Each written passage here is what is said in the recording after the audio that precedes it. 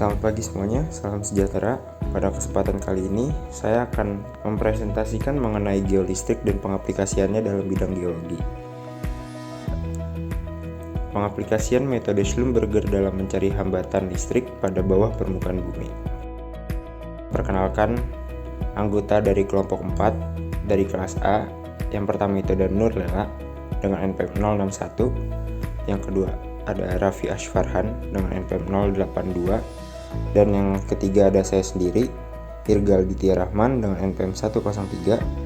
Dan yang keempat ada Febrika Situmorang dengan NPM 124. Outline yang akan dibahas pada kesempatan kali ini, yang pertama ada dasar teori, tujuan, metode penelitian, hasil dan pembahasan, dan yang terakhir ada kesimpulan, yang dimana semua ini mengacu kepada struktur bawah permukaan menggunakan metode geolistrik konfigurasi Schlumberger di area panas bumi, Desa Diawak dan Derekan, Kecamatan Bergas, Kabupaten Semarang.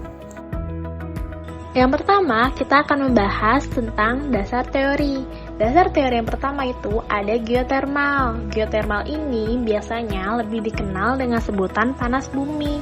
Panas bumi ini adalah energi panas alami dari dalam bumi yang ditransfer ke permukaan bumi secara konduksi dan konveksi. Nah, walaupun secara umum di bawah permukaan bumi ini terdapat sumber panas, namun tidak semua lokasi menyimpan energi geotermal. Jadi, energi geotermal itu hanya terdapat pada lokasi yang memiliki sistem geotermal.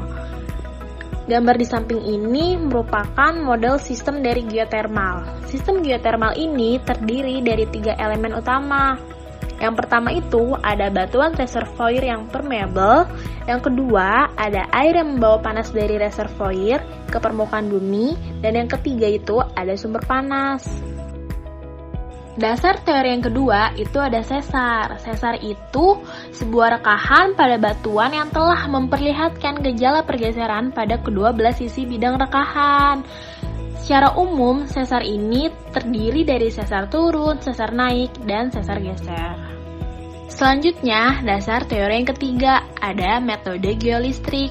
Metode ini merupakan salah satu metode dari geofisika yang digunakan untuk penyelidikan bawah permukaan dengan memanfaatkan sifat aliran listrik di dalam permukaan bumi dengan cara mendeteksinya di permukaan bumi. Pada metode ini juga meliputi pengukuran beda potensial dan arus listrik. Sehingga metode ini sangat cocok untuk penelitian di daerah manifestasi panas bumi. Dasar teori yang keempat yaitu resistivitas semu. Bumi ini diasumsikan sebagai bola padat yang bersifat homogen. Dengan asumsi ini, maka seharusnya resistivitas yang diukur merupakan resistivitas sebenarnya. Akan tetapi kenyataannya, bumi ini terdiri atas lapisan-lapisan batuan yang berbeda. Nilai resistivitas yang terukur ditunjukkan dalam persamaan sebagai berikut. Berdasarkan besaran fisis yang diukur, susunan elektroda Schlumberger bertujuan untuk mengetahui gradien potensial listrik. Faktor geometrinya dapat ditentukan melalui persamaan sebagai berikut. Tujuan dari pengaplikasian ini adalah untuk menginterpretasi struktur yang mengontrol sistem manifestasi panas bumi di Desa Diwak dan Derekan, Kecamatan Bergas, Kabupaten Semarang dengan metode geolistrik konfigurasi Schlumberger. Baik, selanjutnya merupakan metode penelitian.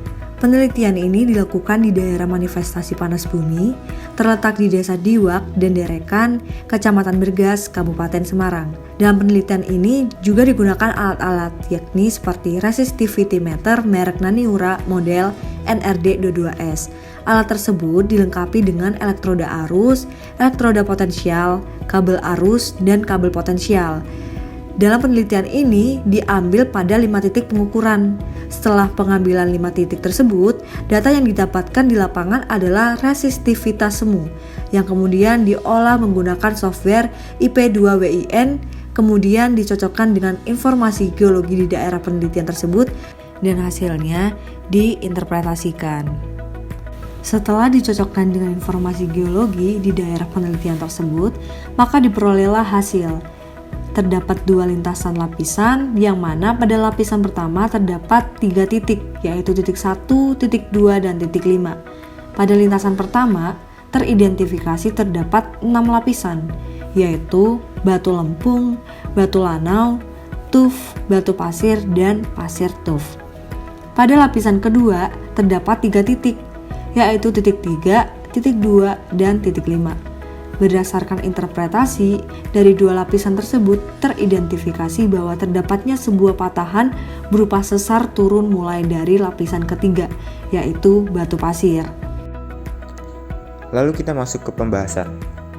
Pada penampang lintasan 1 yang terdapat pada gambar tersebut, dapat diinterpretasikan adanya lapisan bawah permukaan tanah berdasarkan nilai tahanan jenisnya dan juga kedalaman di dalam tanah. Hasil interpretasi pada lintasan pertama teridentifikasi terdapat 6 lapisan, yaitu lapisan batu lempung, batu lanau, tuf, batu pasir, dan pasir tuf. Dari interpretasi tersebut teridentifikasi terdapat patahan berupa sesar turun mulai dari lapisan batuan pasir. Untuk penampang lintasan 2 tidak terlalu banyak perbedaan, terdapat perbedaan hanya pada ketebalan dan resistivitas. Lalu yang terakhir, kesimpulan untuk presentasi kali ini. Kesimpulan untuk metode ini, lapisan batuan yang terdapat di setiap lintasan merupakan jenis batuan yang sama, tetapi dengan nilai resistivitas dan ketebalan yang berbeda. Pada lintasan 1 ditemukan sesar yang terletak di antara titik 1 dan titik 2. Pada lintasan 2 ditemukan sesar yang terletak di antara titik 3 dan titik 4. Sedangkan pada lapisan 4 ditemukan sesar yang terletak di antara titik 1 dan titik 3. Hasil permodelan penelitian metode geolistrik dengan konfigurasi Schlumberger diperoleh struktur yang menyebabkan keluarnya manifestasi panas bumi di permukaan berasal dari adanya sesar yang berperan sebagai zona lemah tempat keluarnya fluida ke permukaan. Sekian dari presentasi kami. Wassalamualaikum warahmatullahi wabarakatuh. Terima kasih.